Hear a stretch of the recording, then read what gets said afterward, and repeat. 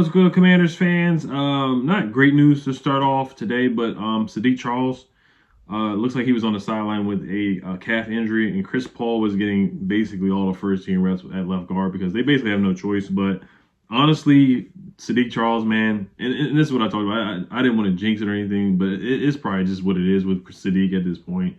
You really cannot trust his health. I don't want to overreact. Maybe he will be ready for the preseason game on we play the Browns in next week. I want to say August 10th, if I'm not mistaken. I got to double check. But if he's not ready for the regular season, and this just keeps popping up, and he has some big calves, he does. Pause. But he has really big calves. He's a strong young man, 4th round pick out of LSU, but he just has not been able to stay healthy, man. He has not been able to stay on the field. And I want to say that him and AGG were both 4th round picks, and they both really have not panned out at all. And this is really his last opportunity, his last shot to really get meaningful snaps and really get playing time. And this is disappointing. Now, there's a free agent, Dalton Risner, a guard that they definitely could go out there and sign, but I don't think Ron will do that. But they may have to look for another guard to sign because you just can't trust Saadhiq, man. You just can't.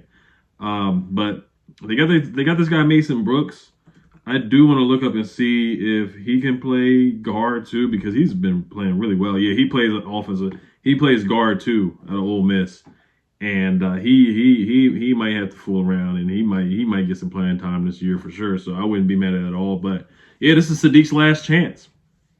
And once again, injuries look like they might hold him back. So, and that's my concern about concerns about the whole offensive line as a whole. Sam Cosmi missed a bunch of games last year. Nick Gates, catastrophic injury at FedEx, played 10 games last year out of 17 games. Charles Leno, got beat by Kayvon Thibodeau really badly in both Giants games. And then Andrew Wiley gave up a lot of sacks and pressures last year. He's a solid lineman, but yeah, the offensive line, the depth and the injury history and the consistency and just the bringing in 3 different linemen, they all have to mesh and get chemistry. So that's just my biggest question mark on the team. Other than Sam, is really the offensive line. That's my biggest question mark and my biggest concern on the roster. It really is the offensive line. All right, so we'll get to play-by-play real quick. Today is day 7. They did have a scuffle today between Nick Gates and Cody Barton. You love to see it in training camp when guys, it's hot out there. The weather's actually not too bad, but they put the pads on. It gets heated out there. So Ron Rivera had a presser to start before training camp today. He said JP Finley said Rivera talked about getting the ball out fast, and Howell definitely did on the first snap in 11s. Good quick gainer to Brian Robinson out the backfield. I might put that play on here. Shout out to Mason Kinahan. Again, he has the Keeping Up with Commanders podcast every Monday at 6 a.m. So make sure you guys check out him. Subscribe to his YouTube channel as well. He's been putting out clips every day basically at training camp. Benjamin was not happy about the fight between Cody Barton and Nick Gates. But, it's going to happen in in training camp.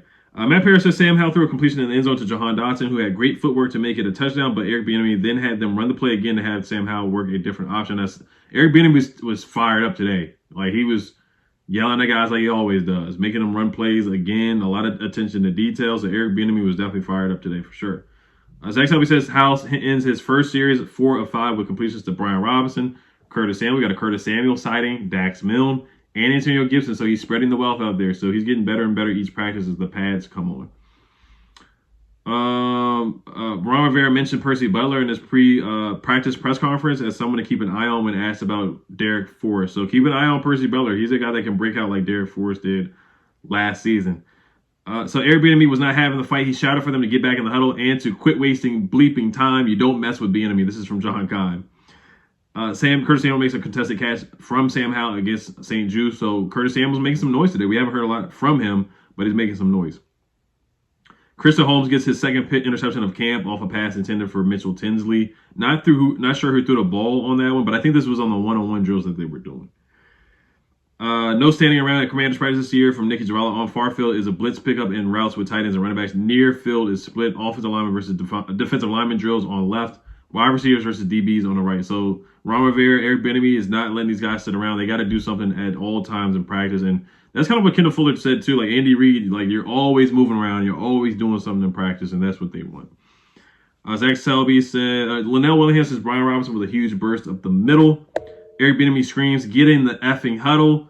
Enough with all the effing around, effing walking. Fans applaud and one yells, "Get him, dog." This is from Nikki Javala. So Eric Bieniemy once again having his presence felt.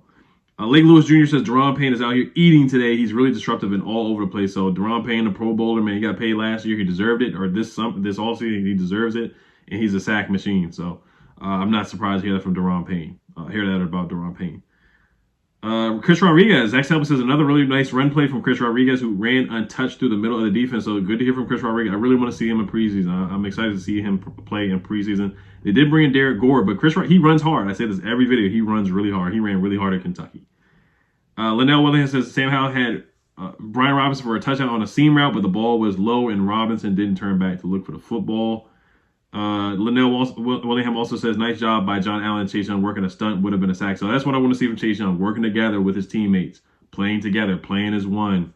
And I didn't see a lot of that in 2021, but I want to see them play together and play as a unit and have good chemistry. Linnell Williams says, Howell misses Terry in the corner of the end zone. Got to hit that one. Accuracy has been up and down today for Sam Howell. Also says Jacoby Brissett hit De'Ami Brown for a touchdown. Nice job by De'Ami Brown. Turning upfield, accurate pass allowed for a run after the catch. So a good pass by Jacoby Brissett. And De'Ami Brown has certainly been a star this training camp. So let's see if he can carry that into the regular season. Linnell Williams, his first team offense, gets in the end zone on a shovel pass from Sam Howell to Samuel on a nice play design. So they did a lot of this on the goal line drills. Eric Bieniemy has really been stressing the goal line. We were bad in the red zone last year. So a nice shovel pass to Curtis Samuel. I saw that they did a lot of jet sweeps in practice today. That's something that they're working on. You saw last year the trick play in the red zone that the Chiefs did against the Raiders. And then also the Super Bowl where they hit Sky Moore for a really nice pass and they hit Kadarius Toney for a really nice pass in the red zone as well. Some really nice screen plays and some trick plays in the red zone that Eric Bieniemy drew up last year for the Chiefs. Linnell Williams says, really nice job from Sam Howell getting the ball out under pressure. Had to throw off his back foot. Brian Robinson wide open in the flat for a touchdown. So Brian Robinson has really been used as a receiver this year. He really has as a pass catcher. So I'm excited to see that too. Cole Turner had a false start. Curtis Samuel, red zone touchdown on a jet sweep. Good execution per Linnell Willingham. So Curtis Samuel in the red zone. I would rather see Brian Robinson get the ball in the red zone, but if they can switch it up and get Curtis Samuel there, I've heard that they've been using him in the Wildcat formation sometimes too. So let's see how that works. I like Curtis Samuel. He's a position flex, hybrid wide receiver, running back. So I know Eric Bieniemy definitely is excited to use him as a weapon for sure. Linnell also said Brian Robinson continued to show off his impressive hands, just holding a pass from Sam Howell for a touchdown, working against Khalik Hudson. Ben Sand also says, have liked what I've seen from Cody Barton, particularly filling run lanes. He's just smashed Curtis Samuel shy off the goal line, keeping him out of the end zone. Then he proceeded to let out a loud, maniacal sounding chuckle. So Cody Barton, man, he's the Cole Holcomb replacement. So we'll see how he did. He had a good year in Seattle last year as the middle linebacker. He will be the Mike linebacker. So good to hear that from Cody Barton, man. He's been showing. I remember Logan Paulson was saying that Cody Barton was running with the twos a lot in minicamp. So it's good to hear that he's showing out and playing well. He's fired up. He threw a punch at Nick Gates, and we need that dog in him. We need that dog in him at the middle linebacker spot for sure. Linnell says Antonio Gibson just steamrolled Jeremy Reeves on an ISO touchdown. That's what I'm talking about, Gibby. Gibby running with a good pad level. That's what I'm talking about, Gibby. I love her. I like our running backs a lot. Gibby and B-Rob, they're going to be a nice 1-2 punch. Lano with back-to-back nice reps against Chase Young during one-on-ones. One-on-ones got heated today for sure. Cosby versus Payne has been the most entertaining one-on-one. Both guys with really good reps. So Cosby doing a good job against Deron Payne. Linnell also says Andre Jones with a nasty spin move versus Cornelius Lucas. He's popped for the second straight day. A lot of people were sleeping on Andre Jones, man. 7th-round pick, Raging Cajun. So Andre Jones has been turning some heads in practice. This is pretty funny here. Aaron Montero wanted a third try at Benning Pateo, but the defensive line wasn't having it. They said, F no, you lost 2 reps in a row. Get your behind back there, William Bradley King yelled. Chase Young yelled that as well, too, yelling at Aaron Montero in the one-on-one drills. Linnell once again says Mason Brooks continuing to stand out one-on-ones versus F.A. Abato. F.A. Abato has no answer for Mason Brooks. So this guy, this undrafted guy, Mason Brooks, is turning heads and making noise, man. He's going to have to make this roster. I think he's going to make the roster, man. He's going to have to get some playing time, especially with the depth on the offensive line. I think he's going to make the roster. Linnell says Braden Daniels probably needs to be moved to inside guard. A lot of people did say that he's just a little too small to play left tackle, so he probably will be moved inside to guard the 4th-round pick out of Utah.